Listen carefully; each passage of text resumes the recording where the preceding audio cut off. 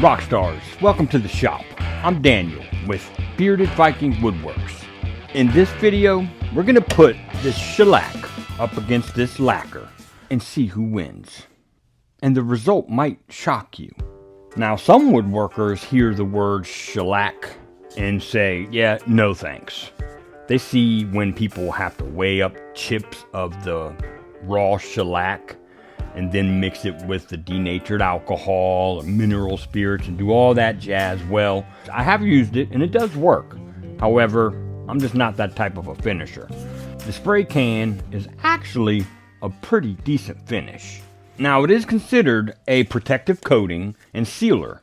And the great thing about shellac is anything can stick to shellac. So take, for instance, if you want to spray poly over shellac, it'll stick right to the shellac. It's near impossible to mess up with shellac because it is such a quick drying finish that by the time you've got your first coat on, it's damn near dry and ready for your second coat.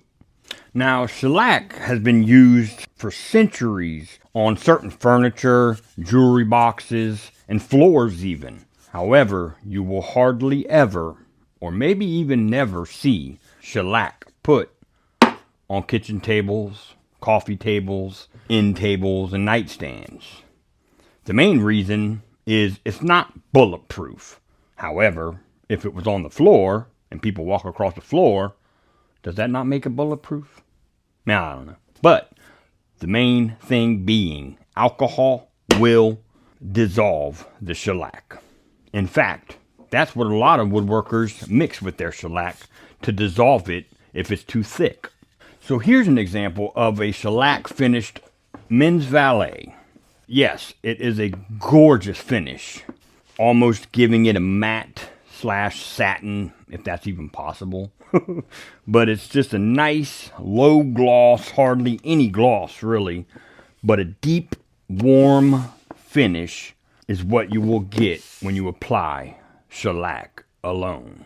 Now, if I'm going to use shellac, I'll sand my piece up to 150 grit, wipe it down with a tack cloth, and then apply one coat of shellac, whether it be spray shellac or the brush on shellac, it doesn't matter.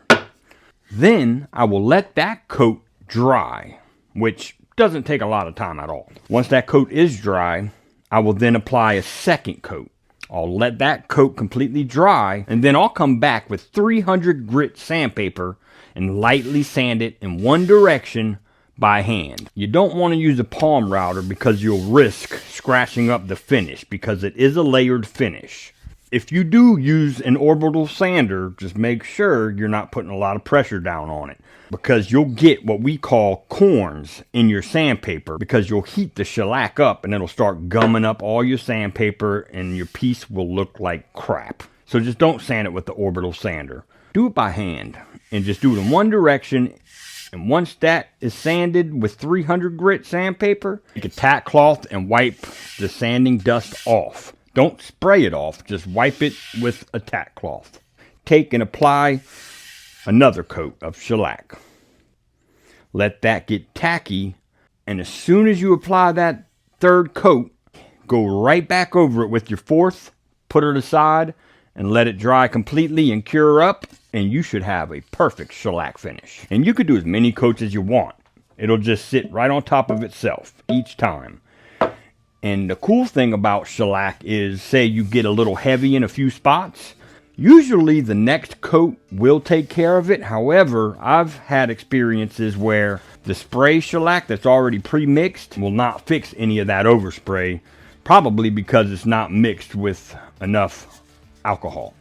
So, in that case, I'm sure most of you will have some denatured alcohol or maybe even some mineral spirits, which works too. You can take a paper towel and just damp it in your mineral spirits or alcohol and just wipe it down gently and it should dissolve those heavy spots. And then you can run that fourth coat back over it.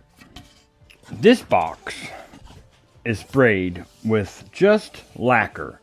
Now, to get a deep gloss and good protection, you're going to have to add at least 4 to 7 coats of spray lacquer. I don't use the wipe-on lacquer, I use the spray lacquer. Now, lacquer is also a layered finish. The upside of the lacquer is it is its own solvent and it dissolves to itself, if that makes sense. So each time you spray a coat of lacquer over lacquer, each coat literally bonds itself and kind of melts together. So like the shellac, the spray lacquer, you need to hold it from your piece at least 12 inches. And I'm not going to bore you with the steps I take with lacquer because they're identical to the steps I take when just applying shellac. And you want to spray in one direction. Don't spray it going back and forth, back and forth. You won't get a good even coat. You just spray it and go about an quarter inch above your last coat. The shellac has a pleasant smell. However, you still want to use a mask that can filter those VOCs. The lacquer, however, has a more potent chemically smell to it. So you definitely want to use protection when you're spraying this stuff and have proper ventilation. Protect yourself and others around you. Now, when I put one up against the other, I have to give it to shellac.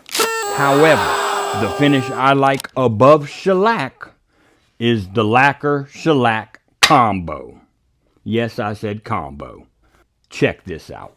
So let's go over the finish process that I do for 95% of my projects.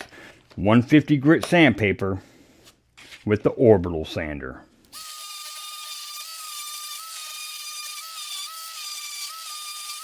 Now I'll take my tack cloth and wipe the dust.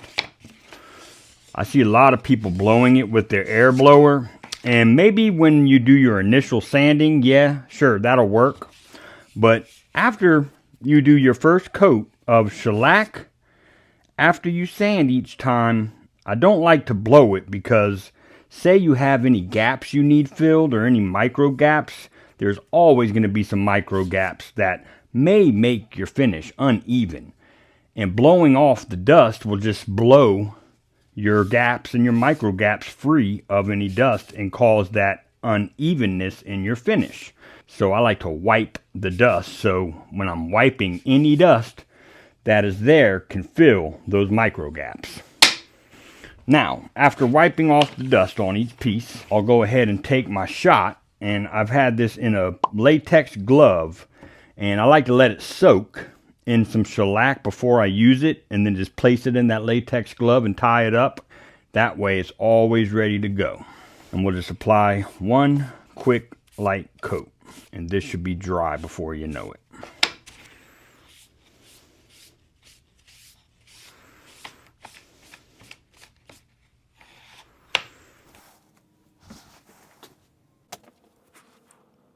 So here we are with one coat of shellac on it.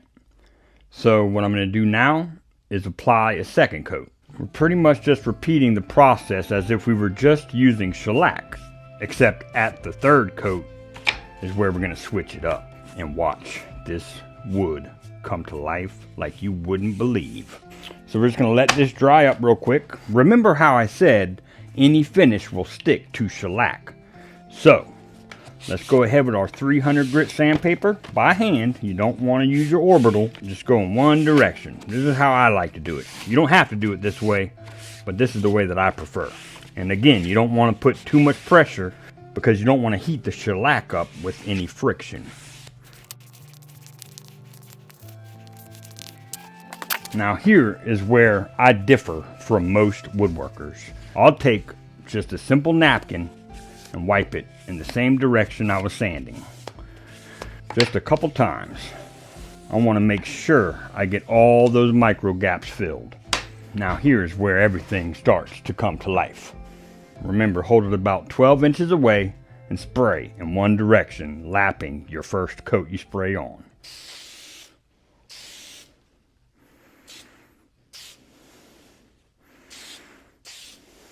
Set that down.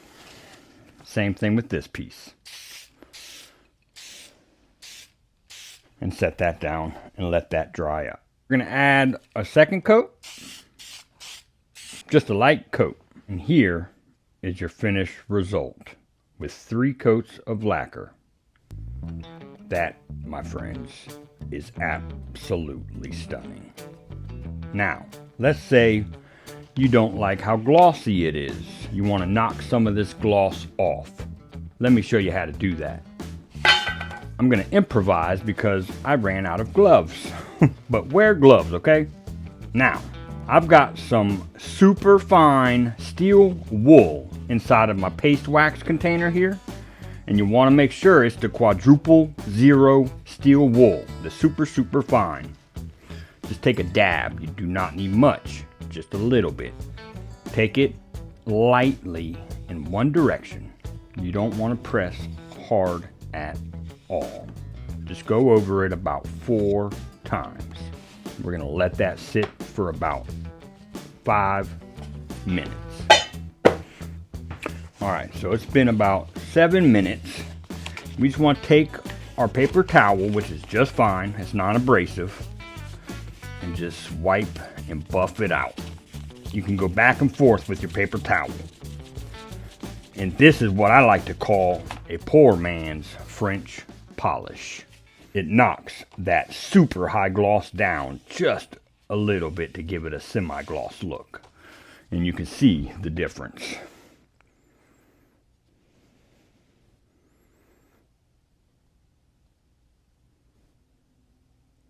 Absolutely stunning. Rock stars, I hope this video helps you out with your finishing journey. I couldn't help myself but making this video and the one I posted the other day about the top 10 tools you'll need to start woodworking, because I've gotten so many comments asking me, hey, what tools should I get before I start woodworking? So I had to do it for y'all. And I've had so many more questions about the finishing process that I use. So I laid it out for you here in this video. Take this information. This is just my recommendation, my personal opinions, and my go-to finishes. Thanks, guys. Go make some sawdust. So shellac and lacquer combined is my go-to finish. And the results are absolutely breathtaking. You talk about one of the best finishes. It gives it the dark, rich gloss you're looking for with the warm color.